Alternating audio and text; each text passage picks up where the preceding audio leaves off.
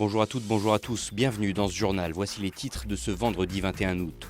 Le nouveau ministre de l'Intérieur était en Savoie ce jeudi. Gérald Darmanin a tenu à rencontrer les professionnels du secours en montagne à l'occasion de l'une de ses toutes premières sorties officielles. Et puis focus ce soir sur une part de notre patrimoine flottant. Le bateau Le Simplon fête cette année ses 100 ans, l'occasion pour nous de monter à bord. 6 semaines à peine après sa nomination au poste de ministre de l'Intérieur, Gérald Darmanin est sur le terrain. Pour son deuxième déplacement officiel, il a choisi de rencontrer les secours en montagne et de mieux comprendre les moyens dont disposent ces professionnels. L'occasion parfaite pour passer des messages. On essaye de développer des moyens pour pouvoir localiser les gens, mais actuellement on est bloqué par la législation qui ne nous permet pas, dans le cadre juridique de la sauvegarde des personnes, de pouvoir réquisitionner les opérateurs comme on pourrait le faire sur certaines enquêtes judiciaires. Et c'est sur ce point qu'on aimerait bien avancer pour pouvoir aller plus vite et sauver des gens, parce que des fois on les sauve à l'heure ou à la minute près. Et savoir à l'instant T où elle se trouve. Parce qu'elle est géolocalisée par son smartphone, sauf que voilà, il n'y a qu'elle qui a droit de savoir où elle est pour l'instant. Après l'explication théorique, place à la démonstration pratique avec l'hélitreuillage d'un parapentiste coincé au sommet d'un arbre. Une intervention quotidienne pour les sauveteurs et idéale pour démontrer le savoir-faire et l'importance des secours en montagne. Les nombreuses interventions, souvent difficiles et qui montrent l'efficacité de la puissance publique lorsque l'Intérieur n'a pas besoin du ministre de l'Intérieur actuel pour l'améliorer. Cependant, il faut toujours être extrêmement attentif et c'est notamment le cas pour l'ensemble de la sécurité civile et de la protection de notre territoire. Je me rendrai notamment à Nîmes pour les feux de forêt la semaine prochaine avec le ministre des Affaires européennes. Et pourquoi avec le ministre des Affaires européennes? Simplement parce que nous allons pouvoir financer, grâce à la Commission européenne et grâce au plan de relance, la plupart de nos moyens hélicoptères.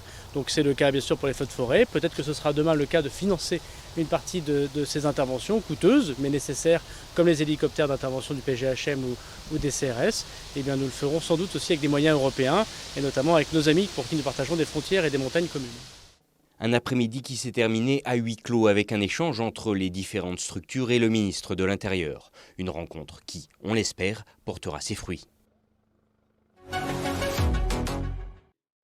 Au niveau départemental, nos préfets de Savoie et de Haute-Savoie vont changer dès ce lundi. Après Pierre Lambert hier, Louis Laugier s'est plié lui aussi à l'exercice de la conférence de presse d'au revoir. L'occasion de faire le point sur ces 2 années comme préfet de la Savoie. On l'écoute justement au micro d'Aude Frappin.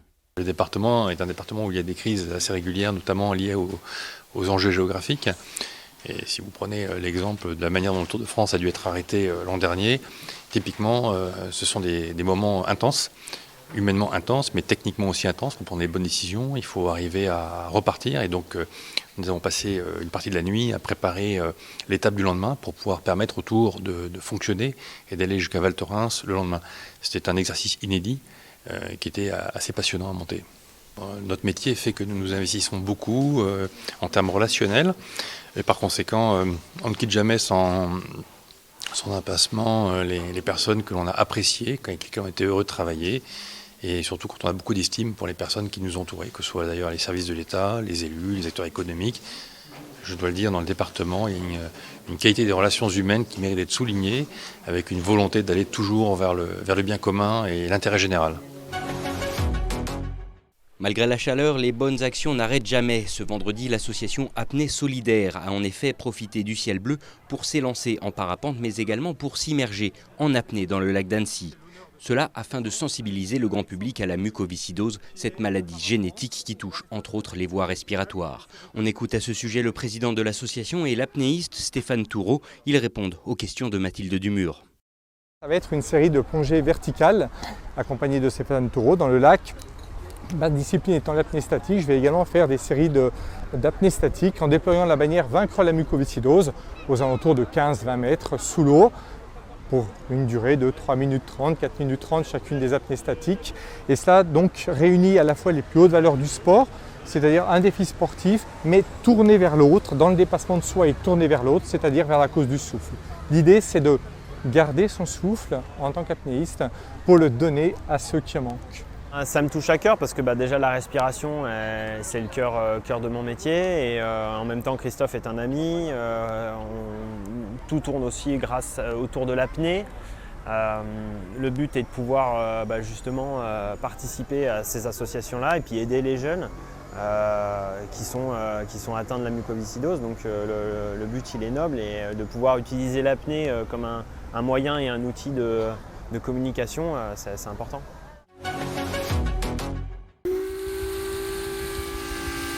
Vaisseau amiral, le bateau à vapeur le plus imposant de la flotte de la CGN, le Simplon, fête ses 100 ans en 2020.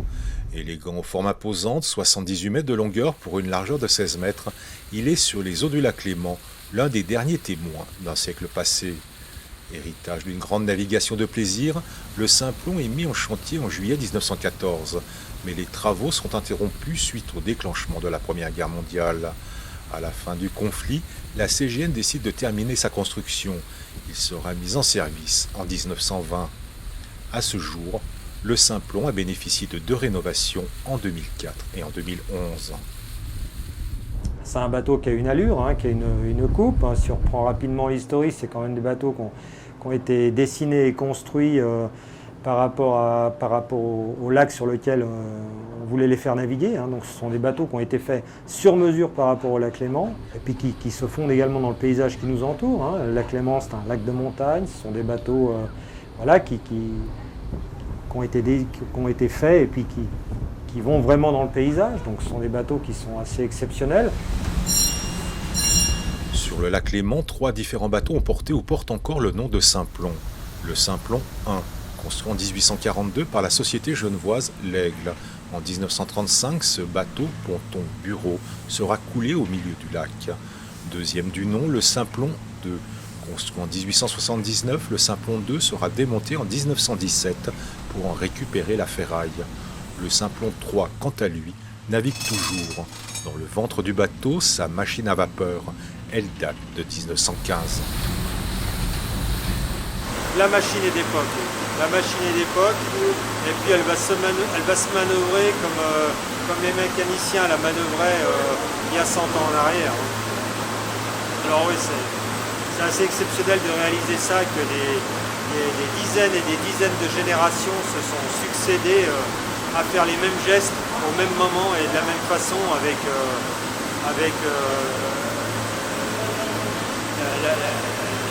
la même surveillance qui était essentielle pour pouvoir conserver cette machine.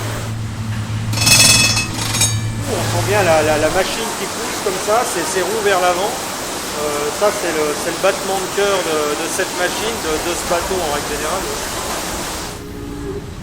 Témoin d'un autre siècle, classé au patrimoine national suisse, le Simplon assure les liaisons entre Genève et Lausanne.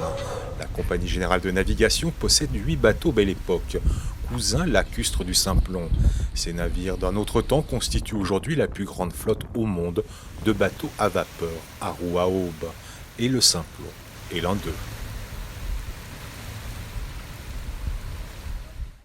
C'est déjà la fin de ce journal. Merci à toutes et à tous de votre fidélité à l'actualité sur notre antenne. Le prochain point avec l'info, c'est lundi à partir de 18h30. D'ici là, nous vous souhaitons un agréable week-end avec nos programmes.